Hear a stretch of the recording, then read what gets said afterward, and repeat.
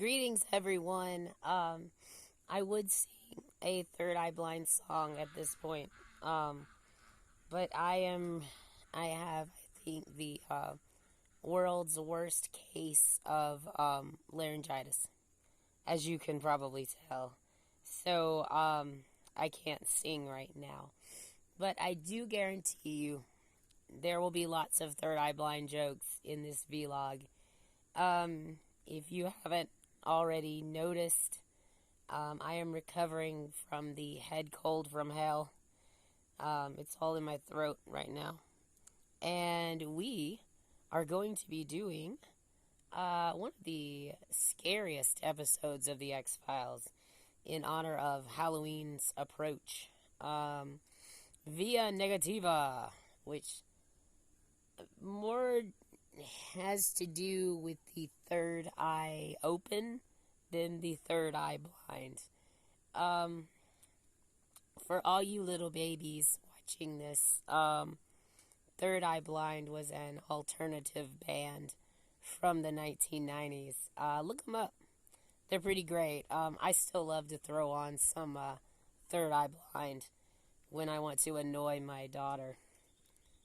So I am drinking Coca-Cola and Jack Daniel's Fireball Cinnamon Whiskey, which is actually pretty good for a head cold. So, bear with me. We're gonna get through this together and maybe have some fun. So, I was considering, like, what are the scariest episodes of The X-Files? And last week I said in my personal list, it's the episode Paper Hearts. Mainly because it triggers my anxieties as a parent. But I understand that Paper Hearts is probably not the most critically scary episode of The X-Files as far as, like, general viewership goes. You see episodes like Home, Roadrunners is definitely up there on that list. And this episode, which is Via Negativa, Season 8 gave us some of the scariest and some of the best episodes of The X-Files. And a lot of people in the fandom write off Season 8. They don't want to watch it because of David Duchovny and therefore Mulder's absence in the most part from the series. A little background, if you've never watched The X-Files before, spoilers ahead. This is the part, Season 8 is the part in the series where Mulder's abducted. Mulder is on his space vacation, or as I like to call it, his spaycation. You've heard of a staycation, he has a spaycation. Which actually sounds like the vacation a cat would take when they go to the vet to get spayed. So, and a lot of people in the fandom write it off because they don't want to watch the series if Mulder's not in it. And I say to those people, you're selling yourself short. Season 8, no matter your feelings on MSR or what have you, you can't deny those episodes are pretty fucking scary and well written. And Via Negativa is one of those. It's one of my favorite episodes in the series, in my top 10, without a doubt. So, Via Negativa shows us the return of a very controversial character in the fandom, and that is Mr. John Doggett. So a lot of people in the fandom hate John Doggett, and they hate him for a very specific reason, and I think a very stupid reason, and that is because they think he is a, quote, replacement for Fox Mulder, which he absolutely is not. I'll discuss that. I discussed it a little bit in my vlog on Roadrunners, another one of my favorite episodes. Personally, I love the character of John Doggett, and I'll talk more about why I love him This is the John Doggett Appreciation Podcast, or vlog, I should say. This isn't a podcast. So let's get right into it. The episode opens with these two guys, and they are staking out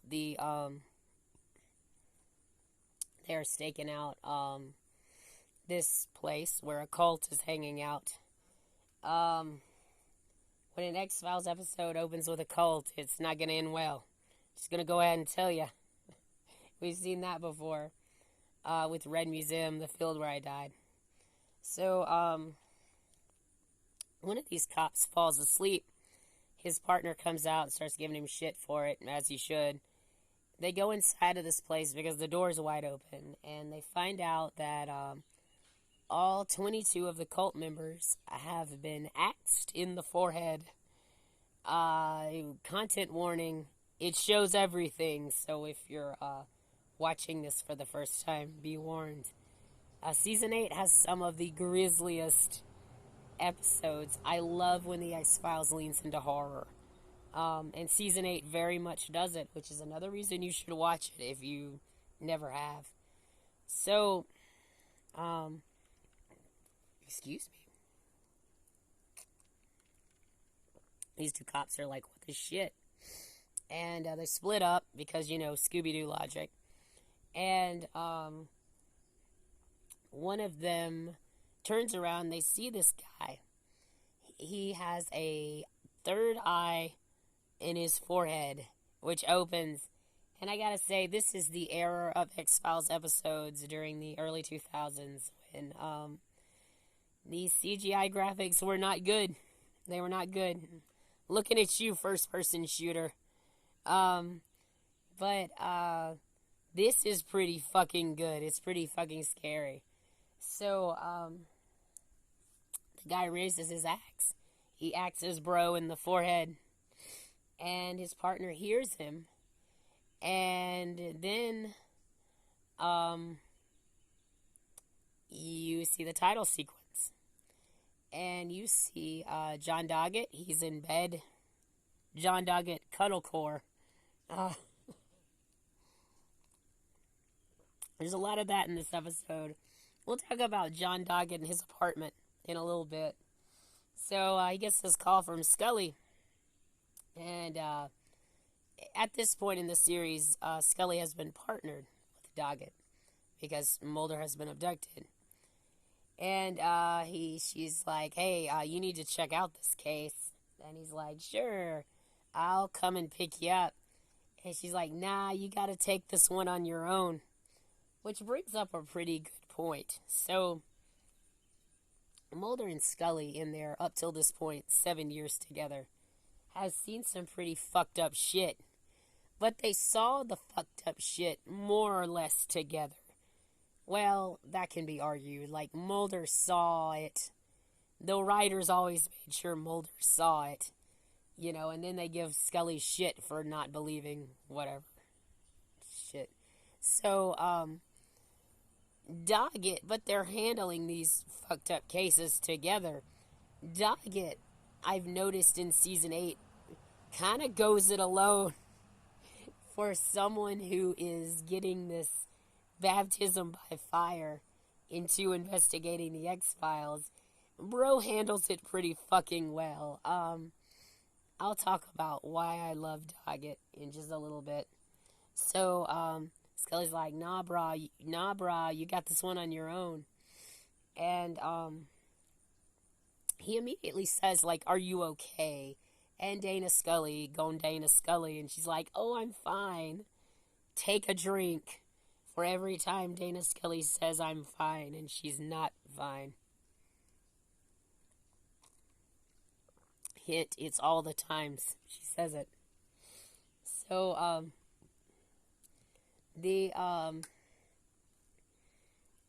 then it cuts away and you see Scully and she's at the, ER and the doc's calling her back. And we know at this point, but John Doggett does not, which we'll talk about in a sec, that Scully's pregnant with Mulder's baby. This triggers my anxieties but in a different way than Paper Hearts did, and we'll talk about that in a little bit. So, Doggett goes to the crime scene, and he meets Skinner. That's right.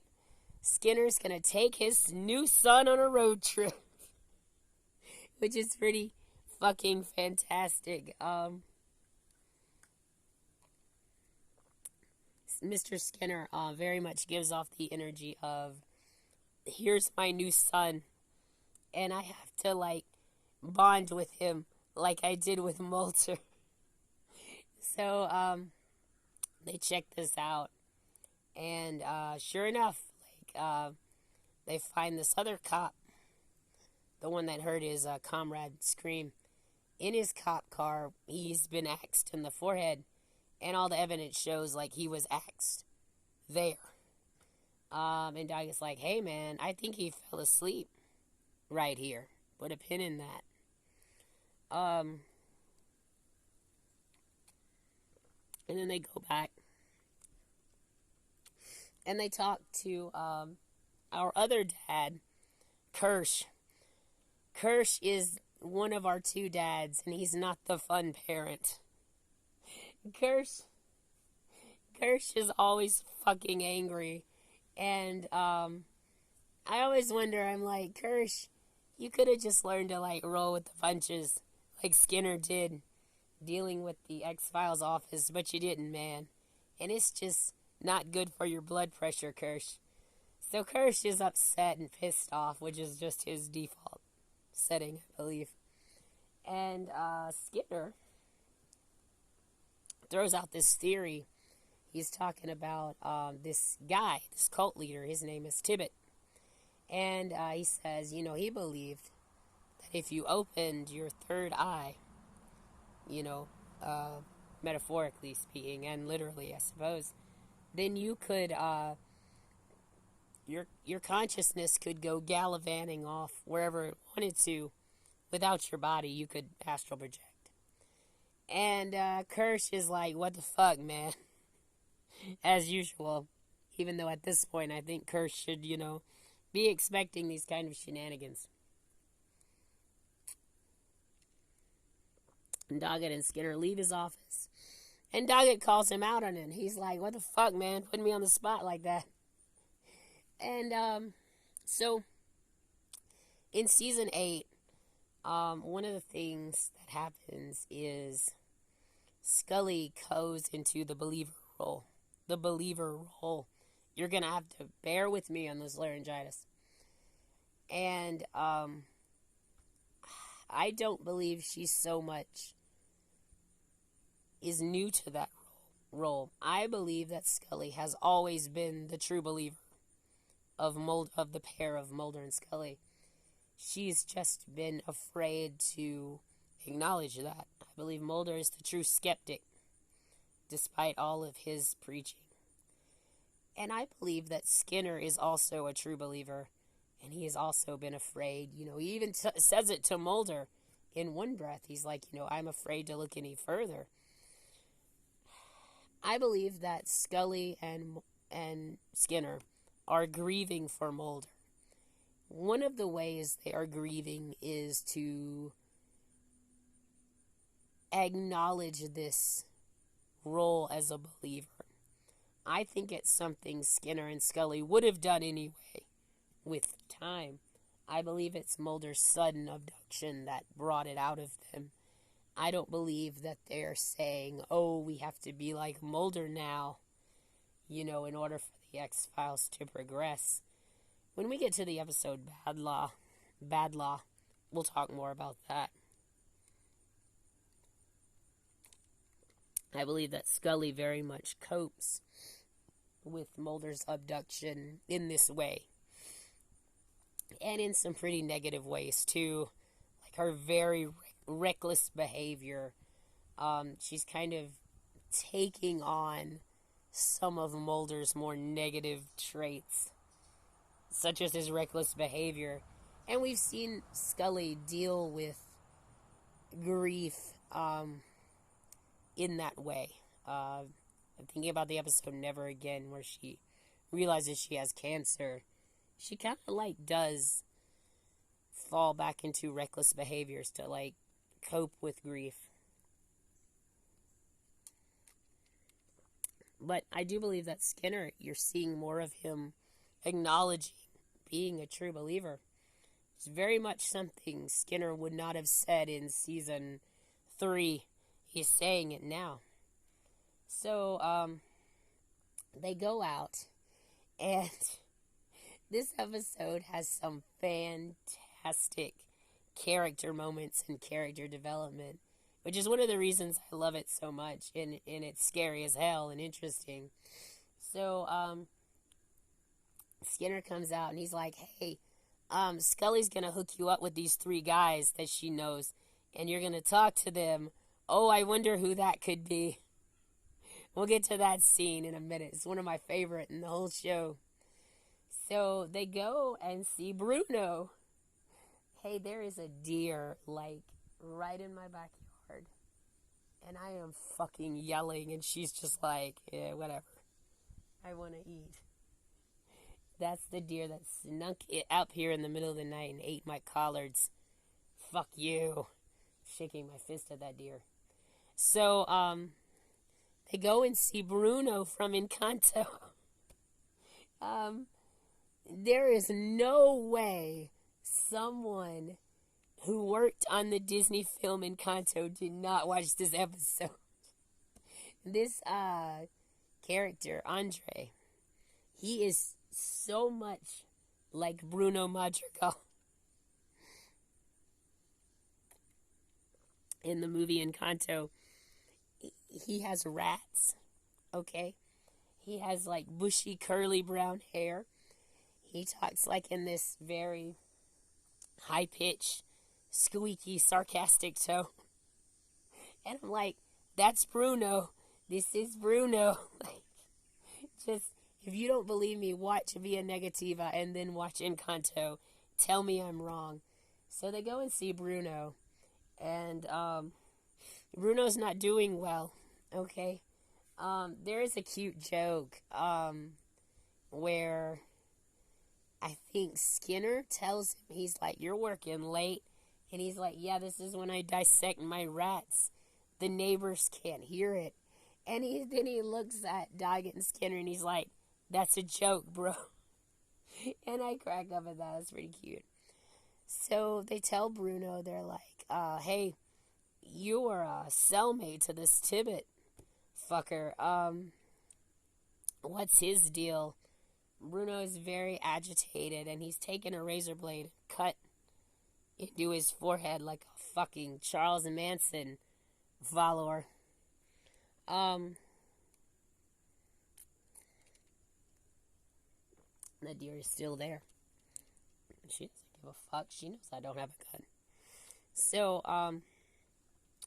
he's like being very evasive, and he's like, hey, I'm doing legal stuff here, man. I just sold Tibbet the drugs. And he goes into this spiel where he's like, this drug he's selling, it comes from an African tree. And he's like, Tibbet would take it and he would hallucinate. And his consciousness would leave his body. And this was like him putting his consciousness to the test. And he very much implies that Tibbet took it too far. So he's about to take a pill. And Doggett's like, nah, you're coming with us. And Bruno starts freaking the fuck out. Poor Bruno, right? So he's like, I need this. And this is very much like, it harkens back to the episode The Walk, with the paraplegic who could astral project character in that episode, played by Willie Garson. He was also in this situation where he was like, this astral projection guy is going to get me, you can't just put me in a cell and think I'm going to be protected. But that's what they do. And then we get probably one of the coolest scenes in the series. So the X-Files has a checkered history of portraying dream sequences. Sometimes they do it pretty well, like in Field Trip, and sometimes they do it not well, like in the episode Babylon, which is a fucking thing. We'll get to that one in a minute. Jesus Christ. This one is good. It is very much like the dream hallucinations in Field Trip, where it lures you in to this false sense of security. In this scene in particular, you see Doggett like looking into the guy's cell, and then he turns around, and it seems okay, but you just get that feeling of dread. Something's off. The music, the soundtrack by Mark Snow, of course, in this episode is fucking amazing. I raved about his soundtrack in Paper Hearts. He cranks up the scary aspect with the music in this one. Ooh, excuse me. I always feel like a bug is biting me. So, I did sing something, but it was not by Third Eye Blind. It was by the 80s singer Rockwell. So, John Doggett is like walking down the hallway of this jail, and he sees some bloody footprints, and it's pretty great that you realize it around the time Doggett does. This is not real, or is it?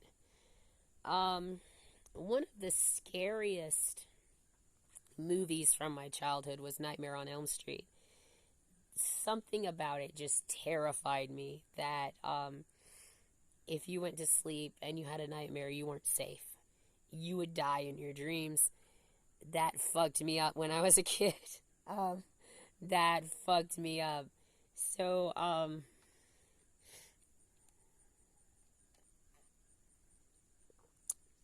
this episode is very much Nightmare on Elm Street, Freddy Krueger.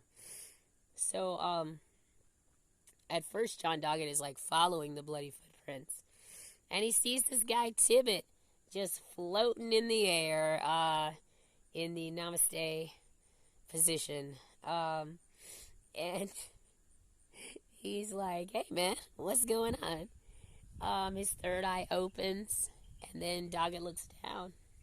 And sure enough, those bloody footprints are his. And he's holding something, and it is Scully's severed head. And I was like, when I was 14, I was watching this for the first time. I really think I like made a mess or something. I like dropped some popcorn or like spilled some soda. I was so like fucked up. So, Doggett wakes up. He fell asleep. Scully's calling him. I'm sorry. This is a very bad cold. So, Scully's calling him, and, she's in the hospital. She's like, hey, how's it going? And he's like, oh, I'm okay. Robert Patrick's acting is amazing. But in this episode, it is A++. His hand is shaking when he takes the phone. He is fucked up. We'll talk about that in a little bit. It's really great to have an actor who's giving it 120%. David Duchovny usually is always at about 18%. And that's just the truth. David Duchovny's not a good actor. Robert Patrick's pretty fucking awesome. So, Scully tells him, she's like, you're a good agent, Agent Doggett. Which is a very cute scene. You see this suspicion she holds for Doggett beginning to melt. She very much is starting to trust him. She doesn't completely trust him. We'll talk about the episode per manum. and how I believe John Doggett does not know where babies come from. One of my favorite headcanons that I have is that John Doggett does not know where babies come from. But this is neither the time nor the place to talk about that. When we get to the episode per man, and we'll talk about it. So that's just a really sweet scene, and you see like this trust that is developing between the two of them. Dana Scully and John Doggett's friendship and camaraderie is one of the best in the show. Eat your heart out, MSR. John Doggett, Dana Scully's friendship is chef's kiss. It's so good. So, John Doggett, she's like, hey, Skinner told you, I set you up with these guys, these friends of mine. I want you to meet them. He goes back to his office, and that's right. The lone gunman, our three weird uncles, are there. This is one of my favorite scenes in the whole show. So, I believe the lone gunmen are pretty fucking scared of Scully. She has gone on record saying that she will beat their asses. And I believe she has off camera on more than one occasion. They're going through the X-Files like three kids going through their parents' adult stuff. And Byers is standing behind the desk nervously berating Froeike and Langley and saying like, oh, if Scully gets here, she's gonna fucking kill us, man. And Froeike's like, I'm not scared of her. And when Doggett like clears his throat, like the three of them jump. They are so scared that Scully is gonna be like standing right behind them, ready to fucking kill them. I love the lone gunman. Okay, I haven't met anyone who doesn't. They're just good boys. I love my three sons. They're so good.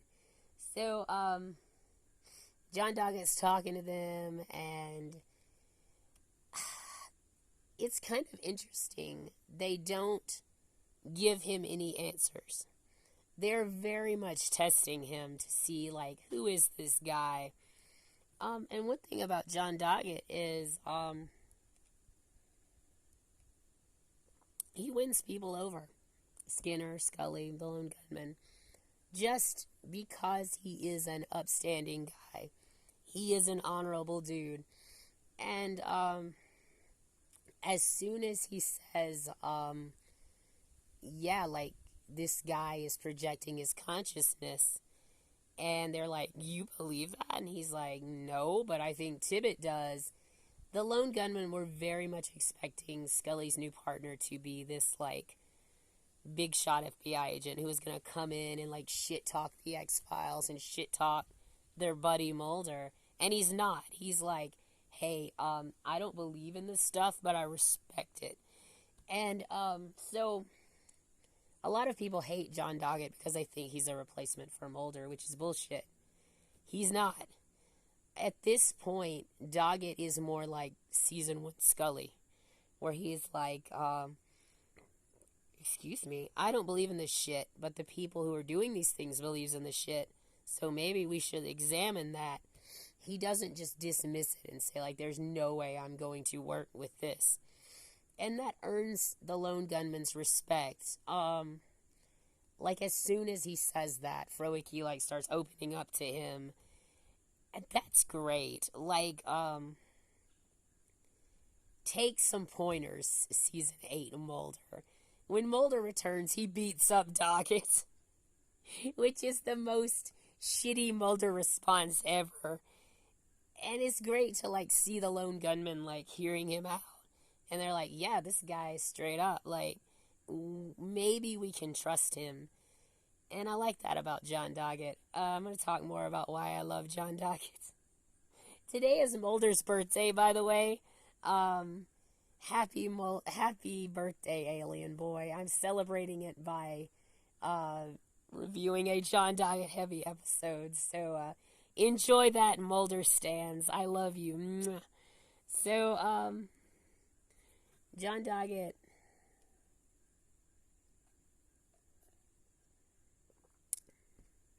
goes back and to see Bruno, And Bruno's dead. Bruno has been eaten by his own rats in the most disturbing retelling of Disney's Encanto ever. How how many times per episode will I reference a Disney or Pixar film? We don't know. So, also this actor, when he's getting mauled to death by rats, he's not very convincing.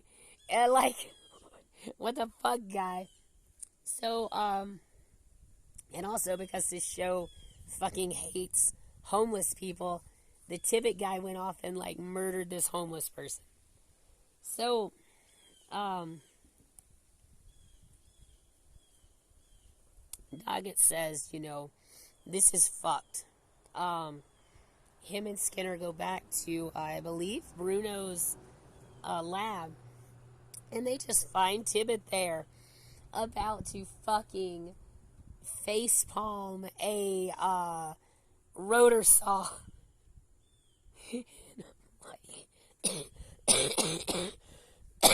Excuse me. I do not have COVID, by the way. This is just a very bad head cold. They're like, hey man, don't do that. And Tibbet says, what we've suspected all along is he cannot help what he's doing. Astral projecting and murdering people. Is this because he is going the way of the Via Negativa, which means the dark side of someone's psyche? Probably. It's never explained. He face palms the rotor saw. It's pretty fucking graphic. And he survives it for a little bit, which is amazing. Doggett is like, he's being wheeled in. The nurse is like, hey, you gotta sign this guy in, man. And he does. And this is some great storytelling. He sees Scully's name on the sign-in sheet. It's a lot like in All Things, where Scully sees Daniel's name on, like, some lab results. Anyway, the Doggett goes and, like, I like John Doggett, but he does have a habit of creeping on Scully just a little bit. The episode, what is the one? Alone. Yeah, I think it's Alone. Where he's just kind of sadly staring at Scully. No, it's Empedocles. Empedocles, where he's, like, in the hospital room and he's just sadly staring at her. So, the episode, I can't remember its name. It's the one with the creepy little boy named Billy who's trying to convince people he's not a killer, but he's, like, staring at them as they sleep, and he's holding a knife, which is not the best way to convince someone you're not a killer. In that episode, there's an exact moment where Doggett is, like, listening to Scully sing, and you see his face change, and you hear his internal thoughts, and they are, oh shit, I have fallen hard for the alien girl. At this point, Doggett is in love with Scully. And I think Doggett's feelings for Scully go beyond a work partnership and a platonic friendship. He has it bad for her. Does Scully ever reciprocate those feelings? No. So, come at me, MSR shippers. I don't fucking care. When I was 15, I shipped the hell out of Scully and Doggett. And you know what? Hate, bring it. Flame, I don't fucking care. I did when I was 15. I wrote a lot of Scully and Doggett fan fiction. Because I believe, and this is just what I believe, come at me, I don't fucking care. If Scully had grieved for Mulder and he had never returned, I believe she would have picked Doggett and had a relationship with him, and a happier one. Okay, Mulder's toxic as fuck, man, and that's just the truth. I would say John Doggett would be a better romantic partner for Scully, but anyone would. Literally, Daniel would have been a better romantic partner for Scully. The bar is on the fucking floor. The bar has been buried in the ground. That's how low it is. Mulder's toxic as fuck. I'm sorry. But I believe at this point, Scully is very much grieving for Mulder. And Mulder, of course, returns and, they sing their little love song. And I think it says a lot for Doggett's character that, like, he never oversteps. You can pretty much tell, like, he's got it bad for this woman.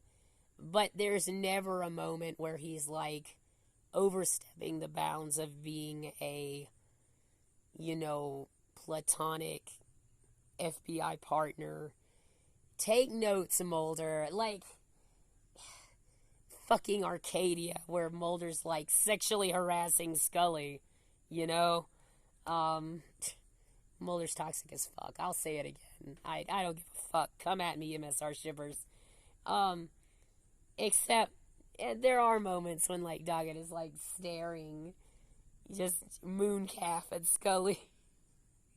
And it's a little bit creepy, but nah, no harm done, right? It's not Mulder and Arcadia, okay? Right here, you very much see that, like, Doggett's in love with her, and he's concerned, like, but then he goes back to see Kirsch and Skinner, and he's giving nothing away, which says so much about Doggett's character. Like, he knows something is up with Scully. He doesn't know what, even though the evidence becomes very clear to him that she's preggers. He never figures it out. You know what? This is a great time to talk about my headcanon of John Doggett doesn't know where babies come from. Within season 8, up to Per Manum, where the doctors tell him, like, hey, your partner's gonna have a baby. He is shocked. Scully has been giving him all of the signs, short of just screaming at him, I'm with child. And Doggett's like, what is the famous guy who reads the YouTube answers? And he's like, how is baby formed? Doggett cannot get it through his head. I'll talk about that later when we get to Per Manum, like, why I believe that. Doggett cannot get it, man. So, anyway, he doesn't say a thing to Skinner or Kirsch, because he doesn't know that Skinner knows that Scully's pregnant, which says a lot about him. He's like, I am not ratting my girl out. Ratting, not like Bruno got ratted, right? So, Kirsch is like, good job, Doggett. You did great. Another take a drink for when Kirsch tells you did a good job. Something bad is gonna happen. Kirsch is just a smarmy bastard, isn't he? So, Doggett's like, hey, we didn't solve anything. Like, Tibbet's still alive, which means his conscience can be projected and kill anybody, any one of us. And Kirsch is like, oh, go home, Doggett, and don't worry about it, you silly Billy. So Doggett goes home, and he goes to bed. He goes upstairs. Doggett has a fucking awesome apartment, right? You get some great shots of, like, Doggett in his PJs, looking very cuddlecore. He goes upstairs, and oh no, you see Tibbet stalking him with an axe. And Doggett wakes up, and he goes into work. He goes to see Skinner, and he says, I don't think I'm awake.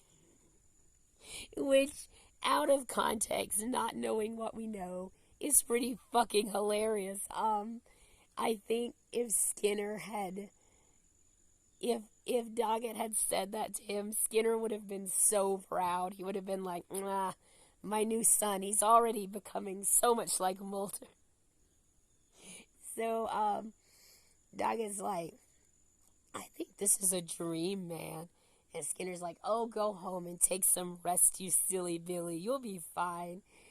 Again, great visuals of like portraying a dream sequence. One of the best in the show, absolutely. He goes up, he takes the elevator upstairs.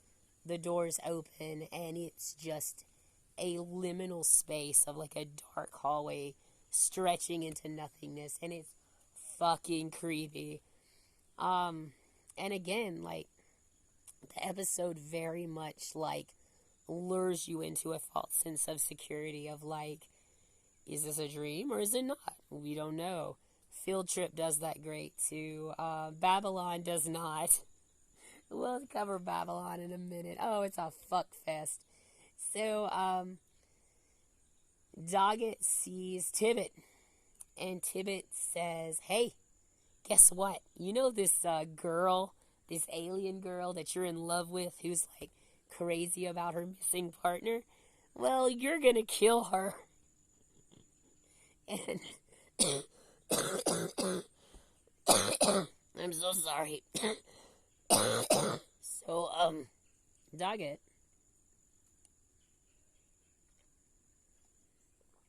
suddenly is in Scully's apartment. And it does this thing. A lot of movies do it, or shows do it, where it's like a light will flash. In this case, it's a blue light. And as the light comes back on, you will see the character moving closer and closer to their objective, which in Doggett's case is Scully sleeping and looking very adorable, okay? He has an axe, and he is ready to axe her forehead. And at the last minute, he turns the axe around, and he's like, I'll take it. I'm not killing this pregnant woman that I'm in love with. Which again, like, one thing I want to talk about before we go further is John Doggett investigating the X-Files is refreshing. Because Scully, I think, in handling her grief, is very much taking on behaviors of Mulder. In many cases, very reckless behaviors, which is really sad to see. And John Doggett has sense, like, which is something Mulder never had. I was listening to a podcast this week, and they said, Mulder doesn't have common sense. Like, he's an encyclopedia of paranormal shit, but he can't think on his feet. That is something that Doggett and Scully can do. And Doggett, we're talking about him, like, he has that common sense. He has this very hard-nosed approach to investigation, a lot like Scully in the earlier seasons, where it's like, I don't believe in this stuff, but I believe these people believe in this, so I'm going to pursue it that way. That is something Mulder almost never did, and it was to the detriment of him. So yeah, Mulder's a terrible FBI agent, okay? That's just the truth. John Doggett's a pretty good one. So, there you go. That's just facts. That's not me being biased. So, before Doggett can, like, swing the axe into his forehead, Scully wakes him up. She does this really cute sound where she's like, hi, hi, hi. Which is a lot of Jillian's, like, silliness coming through, I believe. And, she's like, hey. He's like, I saw this stuff. It was fucked up. One thing he says that's interesting is he's like, I know these dark thoughts are a part of me, and this is why this is coming out in my subconscious. That's really interesting. That he has the wherewithal to admit that. And also, another really interesting thing is Doggett has supernatural powers. Okay? Like, you see it throughout season 8 and 9, where it's like he has these intuitive and precognitive powers, like Scully, like Reyes, like Skinner. But you know who don't? Fucking Fox and Mulder don't. when things are happening to Mulder, they are coming from outside of him. When things are happening to these characters, it's coming from within them. And I believe that's why Doggett was strong enough to handle this fucking scary astral projection nonsense.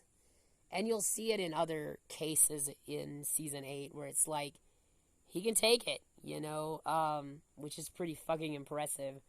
Just like Scully can take it. Like, Scully can handle these supernatural shenanigans and come out on her feet, more or less, because those powers are within her.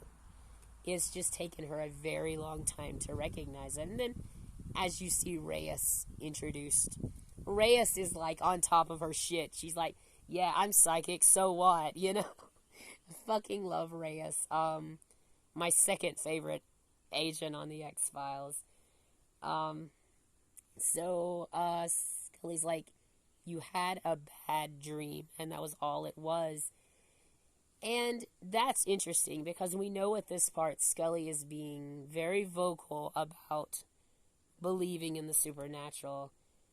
And I think she would have acknowledged her role as a true believer eventually. I think her grieving for Mulder pushed her into that sooner. And it's surprising that she doesn't tell Doggett, like, yeah, this was definitely happening to you.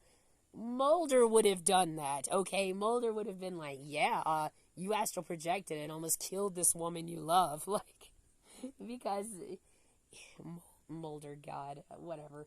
But Scully doesn't. And I think that she very much believed in what Doggett was telling her, but she had the compassion to say, this is just a dream. And besides, Tibbett's dead now. So we're assuming the threat has ended. I think Scully had that compassion to tell Doggett, like, this is just a bad dream, dude. And again, you see this trust, this friendship forming between them, which is really beautiful to see. And that is Via Negativa. One of my favorite episodes. I shitted on Mulder a lot here. Because I think Mulder always deserves it. Okay. But, you know what? We'll talk about how great Mulder is another day. But I love this episode. I love the character of John Doggett. I think his camaraderie and friendship with Scully is everything. You get some great moments with Skinner and the Lone Gunman. It's as scary as fuck. It's a great Halloween episode to watch. Give it a watch if you haven't watched it. You're missing out if you're just saying, like, meh, Mulder's gone, I don't want to watch the X-Files. You're missing out, so give it a watch. I'll see you guys. Our next episode is going to be Chinga, in celebration of Halloween, and hopefully my laryngitis will be gone. Have a great one. If you see axe murderers in your dreams, don't follow them. I will see you later. Bye. Mwah.